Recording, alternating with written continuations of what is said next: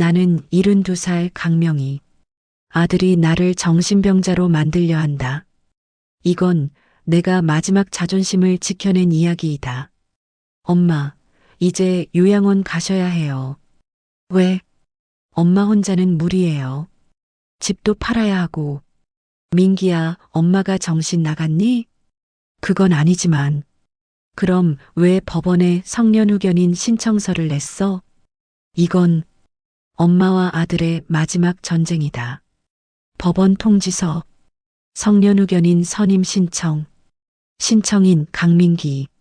내 아들이 나를 정신병자로 만들려 한다. 하지만 나는 남편이 남긴 비밀 계약서가 있다. 평생 아들을 위해 살았다. 새벽 4시에 일어나 좌판 깔고 손이 트도록 일했다. 그런데 그 아들이 내 집을 팔아 전세금을 보태겠단다. 나는 싸우기로 했다. 여러분, 자식이 부모 재산을 노린다면 72살 할머니가 혼자 싸운다면 과연 이길 수 있을까요? 지금부터 강명희 할머니의 진짜 이야기가 시작됩니다. 병원 검사를 받고 일주일이 지났다. 결과는 정상이었다. 인지기능 정상, 판단 능력 정상, 일상생활 수행 능력 정상. 나는 그 결과지를 꼭 쥐고 울었다. 나는 멀쩡해. 나는 정신 나간 사람이 아니야. 이수진 변호사가 전화했다. 명희님, 축하드려요. 이 결과면 충분해요. 정말요? 네, 이제 법원 조사관만 잘 대응하시면 돼요. 조사관이요? 네, 곧 집으로 방문할 거예요. 명희님이 어떻게 생활하시는지 확인하러요. 그날 저녁 나는 집안을 정리했다. 거실을 쓸고 부엌을 닦고 화장실도 깨끗이 했다. 조사관이 왔을 때 지저분하면 안 돼. 내가 혼자서도 잘 살고 있다는 걸 보여줘야 해. 김씨 아저씨가 대문 밖에서 말했다. 명희 씨, 너무 긴장하지 마세요. 하지만 떨려요. 그냥 평소처럼 하시면 돼요. 명희 씨는 멀쩡하니까요. 사흘 뒤 법원에서 전화가 왔다.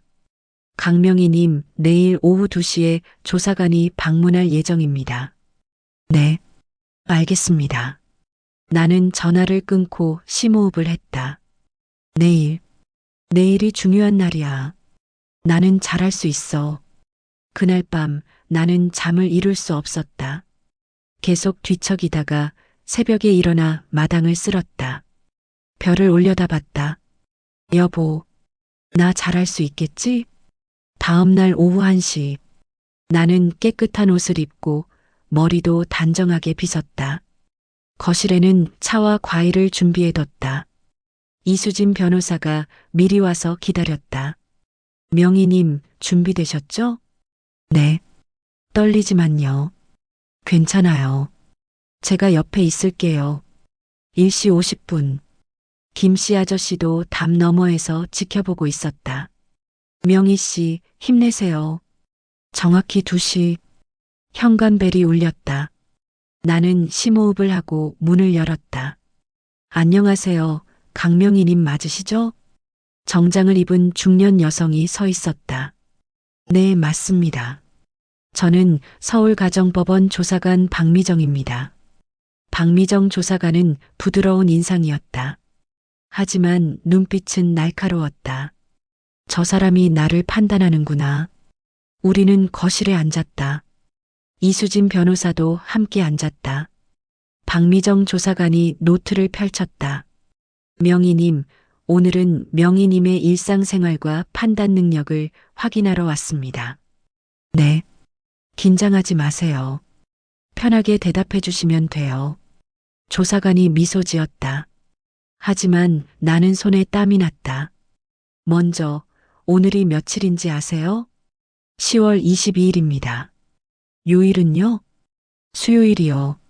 좋아요. 아침에 뭐 드셨어요? 미역국이랑 밥이요. 혼자 만드셨어요? 네. 조사관이 적었다. 명희님, 장은 누가 보세요? 제가 봐요. 매주 화요일마다 시장 가요. 혼자 가세요? 네. 돈 계산은 잘하세요? 물론이죠. 조사관이 고개를 끄덕이며 적었다. 그럼 청소는 누가 하세요? 제가 해요. 매일 아침에 마당 쓸고 일주일에 한 번 대청소해요. 빨래는요? 세탁기 돌려요. 그리고 마당에 널어서 말려요. 요리는 자주 하세요? 매일 해요. 아침, 점심, 저녁 다 제가 만들어요. 조사관이 계속 적었다. 나는 잘하고 있어. 나는 혼자서도 잘 살고 있어. 그때 조사관이 물었다. 명희님, 약은 드세요? 네, 혈압약이랑 관절약 먹어요. 규칙적으로 드세요? 네, 아침마다 먹어요. 혼자서 챙겨 드세요? 네. 조사관이 적더니 물었다. 약통 좀 볼 수 있을까요? 나는 부엌으로 가서 약통을 가져왔다. 조사관이 약통을 확인했다. 잘 드시고 계시네요. 조사관이 다시 물었다. 명희님, 병원은 혼자 가세요? 네. 택시 타고 가세요? 아니요, 버스 타고 가요. 버스 노선 외우셨어요? 네, 721번 타면 병원 앞에 내려요. 조사관이 미소 지었다. 잘하시네요. 나는 조금 긴장이 풀렸다. 나는 잘하고 있어. 하지만 다음 질문이 나를 당황하게 했다. 명희님, 아드님 이름이 뭐예요? 강민기요. 민기 씨랑 자주 연락하세요? 요즘은 안 해요. 왜요? 나는 잠시 망설였다. 사이가 안 좋아서요. 어떻게 안 좋으세요? 민기가 제 집을 팔려고 해요. 조사관이 적었다. 명희님은 집 파는 거 반대하세요? 네, 이 집은 제 집이에요. 팔고 싶지 않아요. 조사관이 고개를 끄덕였다. 명희님, 민기 씨가 명희님을 요양원에 보내려 한다고 들었는데요. 네, 그래요. 명희님은 어떻게 생각하세요? 저는 가기 싫어요. 여기가 제 집이에요. 혼자 사는 게 힘들지 않으세요? 아니요, 저는 괜찮아요. 조사관이 나를 똑바로 쳐다봤다. 명희님, 솔직히 말씀해 주세요. 외롭지 않으세요? 나는 잠시 말문이 막혔다. 외롭냐고? 물론 외롭지. 하지만 그게 내가 정신이 이상하다는 뜻은 아니잖아. 나는 천천히 말했다. 외롭죠. 남편도 죽었고 아들도 안 오고. 그럼 요양원 가시면 친구들도 생기고. 조사관님, 나는 조사관을 똑바로 쳐다봤다. 외롭다고 해서 제가 혼자 못 사는 건 아니에요. 조사관이 멈칫했다. 저는 외로워도 제 집에서 살고 싶어요. 그게 잘못인가요? 조사관이 잠시 생각하더니 적었다. 아니요, 잘못 아니에요. 그럼요. 나는 목소리에 힘을 줬다. 저는 혼자서도 잘 살 수 있어요. 밥도 해 먹고, 청소도 하고, 빨래도 하고, 아무 문제 없어요. 조사관이 고개를 끄덕였다. 알겠습니다. 조사관이 일어나 집안을 둘러봤다. 부엌도 보고, 화장실도 보고, 침실도 봤다. 집이 깨끗하시네요. 제가 매일 청소해요. 혼자 하시기 힘들지 않으세요? 아니요, 괜찮아요. 조사관이 마당으로 나갔다. 마당에는 내가 키우는 화초들이 있었다. 이 화분들 명희님이 키우세요? 네. 물 자주 주세요? 매일 줘요. 아침에 한 번, 저녁에 한 번. 조사관이 미소 지었다. 잘 키우셨네요. 꽃이 예뻐요. 우리는 다시 거실로 돌아왔다. 조사관이 마지막 질문을 했다. 명희님, 마지막으로 하나만 물어볼게요. 네. 왜 이렇게까지 이 집을 지키고 싶으세요? 나는 잠시 생각했다. 이 집이 제 인생이에요. 인생이요? 네. 나는 천천히 말했다. 저는 27에 시집 왔어요. 남편은 가난했어요. 조사관이 고개를 끄덕이며 들었다. 32에 남편이 죽었어요. 아들이 5살이었죠. 힘드셨겠어요. 네, 정말 힘들었어요. 새벽부터 밤까지 일했어요. 나는 눈물을 참았다. 그렇게 20년을 일해서 이 집을 샀어요. 네. 이 집은 제가 평생 모은 돈으로 산 집이에요. 제 땀과 눈물이 담긴 집이에요. 조사관이 조용히 듣고 있었다. 남편이 죽기 전에 말했어요. 명희야, 우리 집 꼭 장만하자. 우리만의 집. 그래서 저는 꼭 집을 사고 싶었어요. 남편분과의 약속이었군요. 네. 나는 눈물을 닦았다. 그래서 저는 이 집을 지키고 싶어요. 이게 제 마지막 자존심이에요. 조사관이 한참을 아무 말 없이 적었다. 잠시 후 조사관이 노트를 덮었다. 명희님, 오늘 감사했습니다. 조사 끝났어요? 네. 저는 어떻게 된 거예요? 조사관이 일어서며 말했다. 2주 뒤에 법원에서 결정이 나올 거예요. 그럼 저는요? 제 의견은 보고서에 쓸게요. 조사관이 문 앞에서 돌아섰다. 명희님, 네, 힘내세요. 조사관이 가고 나는 소파에 주저앉았다. 이수진 변호사가 내 어깨를 두드렸다. 명희님 잘하셨어요. 정말요? 네, 조사관님 표 보셨죠? 좋았어요. 하지만 결과가 어떻게 될지 걱정 마세요. 우리가 이길 거예요. 김씨 아저씨도 들어왔다. 명희 씨 정말 잘하셨어요. 저 담 너머에서 다 들었어요. 아저씨, 명희 씨는 멋있었어요. 그날 밤 나는 일기를 썼다. 오늘 법원 조사관이 왔다. 나는 떨렸지만 최선을 다했다. 나는 내 이야기를 했다. 이 집이 왜 소중한지, 내가 왜 여기서 살고 싶은지, 조사관이 나를 이해해줬으면 좋겠다. 하지만 다음 날, 이상한 일이 생겼다. 동네 사람들이 나를 이상하게 쳐다봤다. 슈퍼에 가니까 주인 아줌마가 조심스럽게 물었다. 명희 씨, 괜찮으세요? 네, 괜찮은데요. 왜요? 아니, 그냥 아줌마가 말을 흐렸다. 나는 이상한 느낌이 들었다. 집으로 돌아오는 길에 옆집 아줌마를 만났다. 명희 씨, 저 할 말이 있어요. 뭔데요? 사실 며칠 전에 명희 씨 며느리가 왔었어요. 나영이가요? 네. 저한테 이것저것 물어보더라고요. 내 심장이 뛰기 시작했다. 뭘 물어봤는데요? 명희 씨가 요즘 이상한 행동하는지, 혼자 중얼거리는지, 길을 잃은 적 있는지. 그래서요? 저는 아무것도 말 안 했어요. 명희 씨는 멀쩡하시니까요.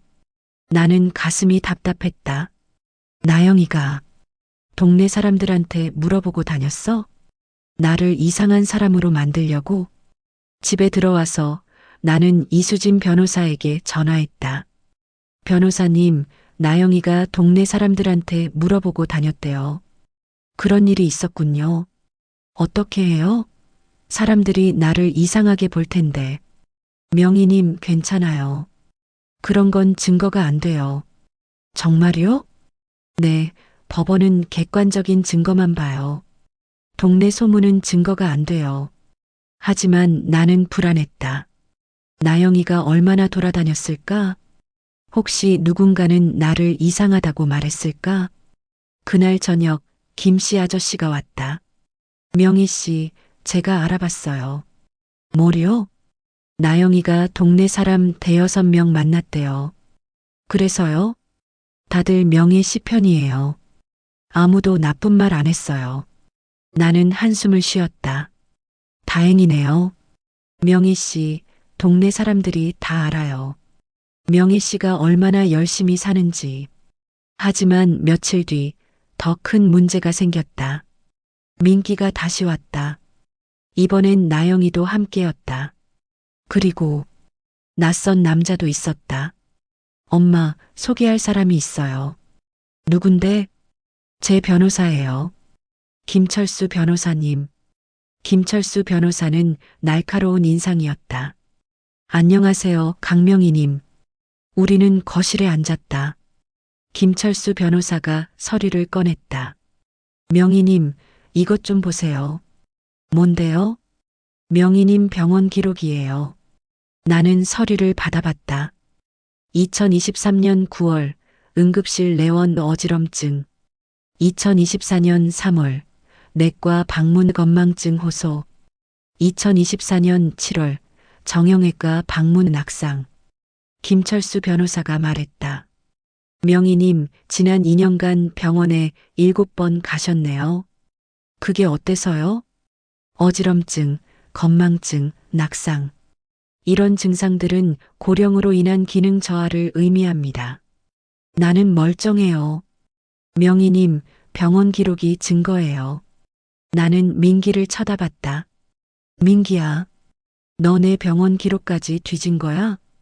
민기가 고개를 숙였다. 엄마를 위해서예요. 위해서? 나는 웃었다. 나를 위해서 나를 정신병자로 만들겠다고? 나영이가 끼어들었다. 어머니, 이제 그만하세요. 뭘?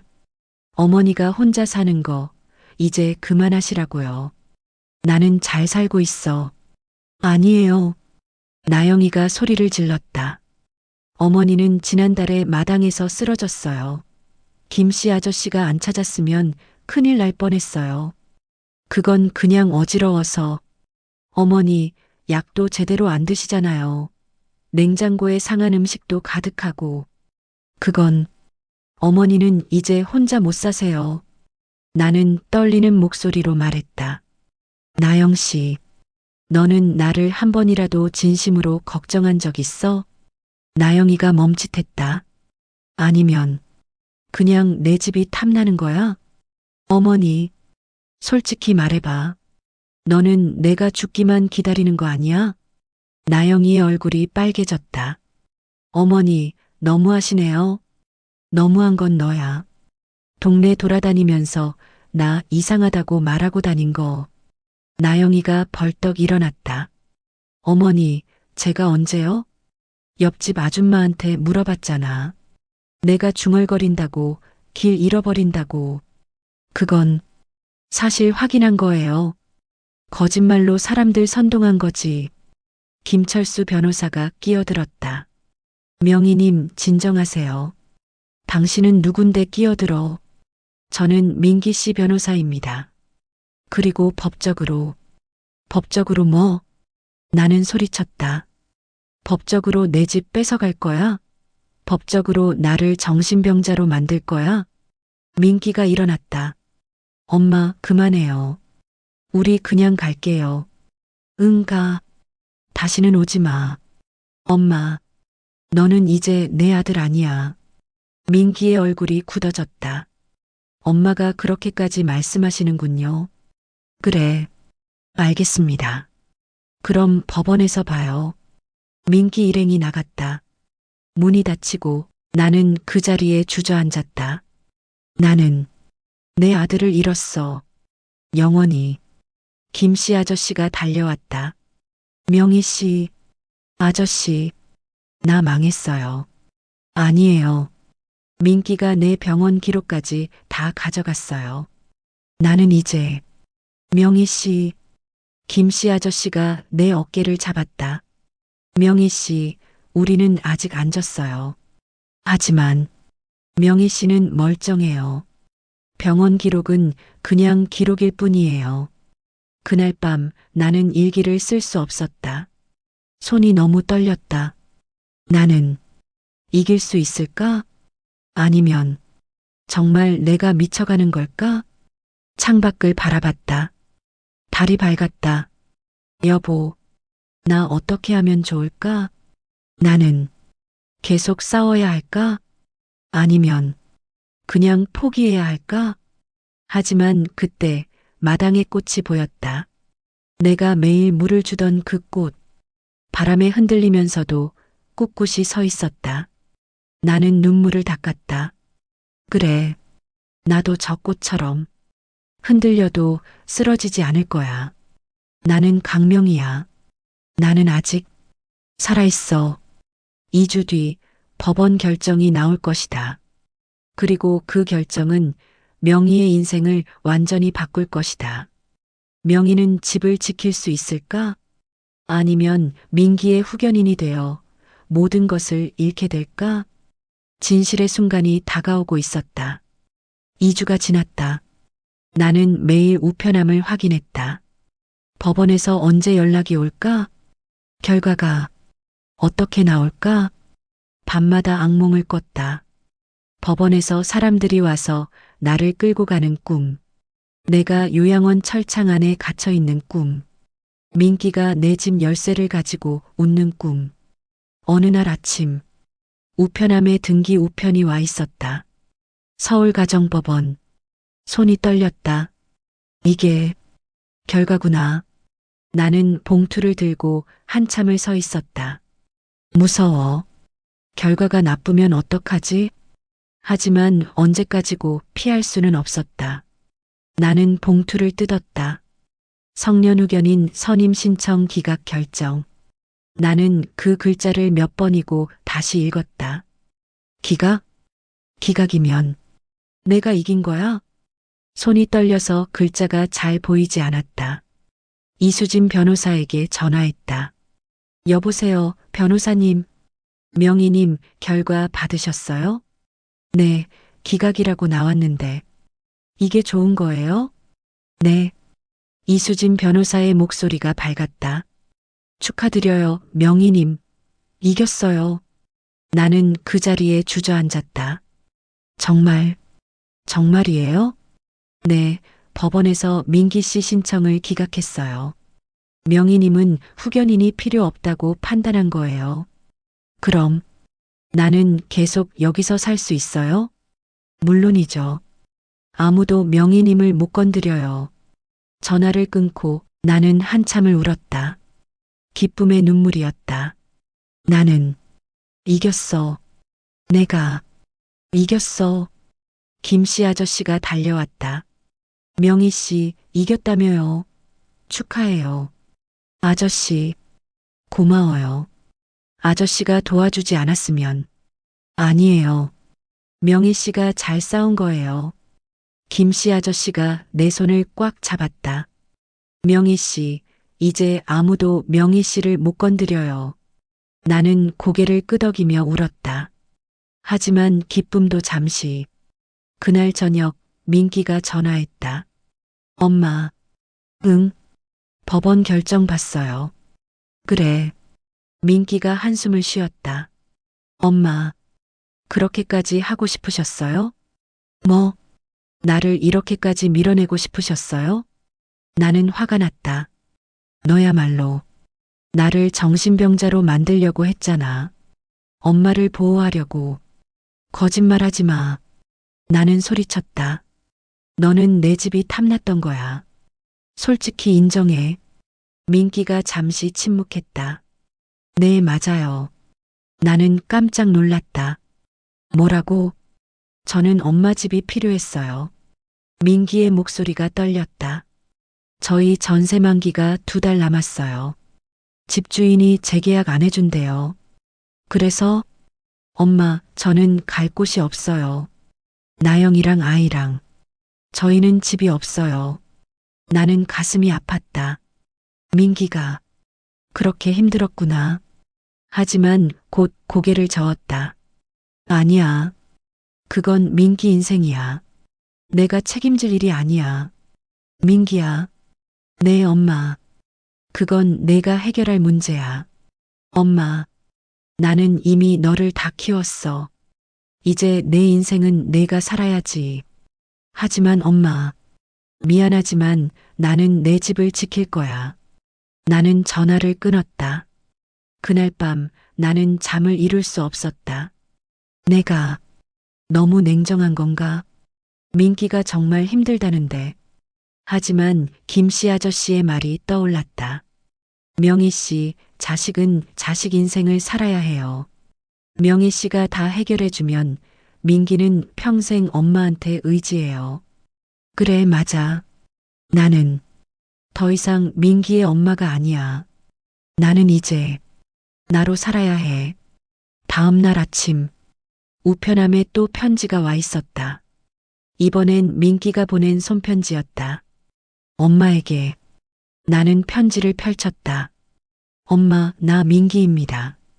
어제 전화로는 제대로 말을 못해서 이렇게 편지 씁니다. 엄마, 죄송해요. 제가 너무 이기적이었어요. 엄마 생각은 안 하고 제 형편만 생각했어요. 법원에 후견인 신청한 것도 정말 미안해요. 엄마를 보호하려는 게 아니라 제가 편하려고 한 거였어요. 그걸 이제 알았어요. 나는 눈물을 닦으며 계속 읽었다. 엄마, 제가 엄마한테 너무 많은 걸 바랐던 것 같아요. 엄마가 저를 키워주신 것만으로도 이미 충분한데, 저는 계속 더 달라고 했어요. 집도 달라고, 돈도 달라고. 제가 정말 나쁜 아들이었어요. 엄마 용서해 주세요. 그리고 엄마가 원하시는 대로 사세요. 저는 이제 제 힘으로 살아볼게요. 엄마 사랑해요. 편지를 다 읽고 나는 한참을 울었다. 민기가 깨달은 거구나. 이제야 어른이 된 거구나. 마음이 복잡했다. 기쁘기도 하고 슬프기도 하고 하지만 조금은 홀가분했다. 이제 나는 자유로워졌어. 며칠 뒤 이수진 변호사가 찾아왔다. 명희님, 좋은 소식이 있어요. 뭔데요? 남편분이 남기신 보험금 나왔어요. 정말요? 네, 5천만 원이에요. 나는 깜짝 놀랐다. 5천만 원이나요? 네, 남편분이 20년 전에 가입하신 건데 만기가 돌아왔어요. 이수진 변호사가 통장을 건넸다. 이제 명희님은 경제적으로도 안정적이에요. 나는 통장을 보며 울었다. 여보, 당신이 이렇게까지 준비해뒀구나. 나를 위해서. 그날 밤 나는 마당에 앉아 별을 봤다. 여보, 고마워요. 당신 덕분에 나는 집을 지켰어요. 그리고 나는 이제 혼자서도 잘 살 수 있어요. 별이 반짝였다. 마치 남편이 대답하는 것 같았다. 다음 날 나는 은행에 갔다. 5천만 원 중에서 1천만 원을 따로 빼냈다. 그리고 민기에게 전화했다. 민기야, 나야. 엄마, 우리 집 앞으로 와봐. 네. 1시간 뒤 민기가 왔다. 얼굴이 많이 수척해 보였다. 엄마, 부르셨어요? 응. 나는 봉투를 건넸다. 이거 받아. 이게 뭐예요? 1천만 원이야. 민기가 깜짝 놀랐다. 엄마, 이게 무슨 전세금 보태? 엄마, 민기의 눈에 눈물이 고였다. 엄마, 나는 손을 저었다. 이건 빌려주는 거야. 갚아야 해. 네. 그리고 민기야. 네, 엄마. 이게 마지막이야. 다음부턴 내가 알아서 해야 해. 민기가 고개를 끄덕였다. 알겠어요, 엄마. 넌 이제 어른이야. 혼자 설 수 있어. 네. 민기가 나를 꼭 안았다. 엄마, 죄송해요. 그리고 사랑해요. 나는 민기의 등을 토닥였다. 나도 사랑해. 그런데 이제 각자 살자. 민기가 돌아가고 나는 마당에 앉아 있었다. 김씨 아저씨가 담 너머에서 말했다. 명희 씨, 잘하셨어요. 제가 잘한 건가요? 네, 명희 씨는 딱 필요한 만큼만 도와주셨어요. 하지만 마음은 아파요. 당연하죠. 엄마니까. 김씨 아저씨가 웃었다. 하지만 명희 씨, 이제 명희 씨 인생 사세요. 네. 그날부터 나는 새로운 삶을 시작했다. 매일 아침 산책을 나갔다. 동네 노인정에도 나가기 시작했다. 친구들도 생겼다. 일주일에 한 번은 문화센터에서 서예를 배웠다. 나는 이제 나를 위해 살아. 누구의 엄마가 아니라 강명희로. 한 달 뒤 민기가 전화했다. 엄마, 나 민기예요. 응, 엄마, 저희 집 구했어요. 그래, 잘 됐네. 네, 작지만 저희 집이에요. 월세지만요. 그래, 월세도 내 집이야. 민기가 웃었다. 엄마, 다음 주에 이사해요. 오실래요? 갈게. 정말요? 응, 집들이 음식 해줄게. 다음 주. 나는 민기네 새 집에 갔다. 작은 투룸이었지만 깨끗했다. 나영이가 나를 반겼다. 어머니, 오셨어요. 응. 나영이가 고개를 숙였다. 어머니, 그동안 죄송했어요. 괜찮아. 정말, 죄송해요. 나는 나영이의 어깨를 토닥였다. 이제 다 지난 일이야. 민기네 가족과 저녁을 먹었다. 손주 녀석이 내 무릎에 앉았다. 할머니 집에 놀러 가도 돼요? 그럼 언제든지 와. 와, 할머니 집에는 마당이 있잖아요. 그래, 마당에서 같이 놀자. 손주를 안으니까 마음이 따뜻해졌다. 그래, 나는 여전히 할머니야. 하지만 이제는 내 삶도 있어. 집으로 돌아오는 길, 나는 석양을 바라봤다. 이제 나는 행복해. 내 집도 있고, 친구도 있고, 할 일도 있어. 민기와의 관계도 회복됐어. 나는 잘 살고 있어. 그날 밤 나는 일기의 마지막 장을 펼쳤다. 3개월이 지났다. 나는 이겼다. 집도 지켰고 자존심도 지켰다. 그리고 무엇보다 나 자신을 지켰다. 이제 나는 안다. 나는 혼자서도 충분히 살 수 있다는 것을. 나는 누구의 짐이 아니라 나 자신이라는 것을. 나는 강명이다. 그리고 나는 아직 살아있다. 1년 뒤 강명희는 여전히 그 집에 살고 있다. 마당의 꽃들은 더 예뻐졌고 그녀의 얼굴에는 미소가 떠나지 않는다. 민기는 가끔 찾아와 마당을 손보고 간다. 나영이는 명희에게 요리를 배운다. 손주는 할머니 집 마당에서 뛰어논다. 그리고 명희는 매일 저녁 마당에 앉아 별을 본다. 여보, 나 잘 살고 있어요. 당신이 지켜달라던 이 집, 나 잘 지켰어요. 그리고 나도 지켰어요. 별이 반짝인다. 남편이 웃고 있는 것 같다. 명희도 미소 짓는다. 명희의 이야기는 많은 노인들에게 용기를 줬다. 나도 나를 지킬 수 있구나. 나도 내 인생을 살 수 있구나. 나이가 들었다고 약한 게 아니다. 혼자라고 외롭다고 포기해야 하는 건 아니다. 삶은 끝까지 지켜내는 사람의 것이다. 강명희의 이야기는 오늘도 계속되고 있다.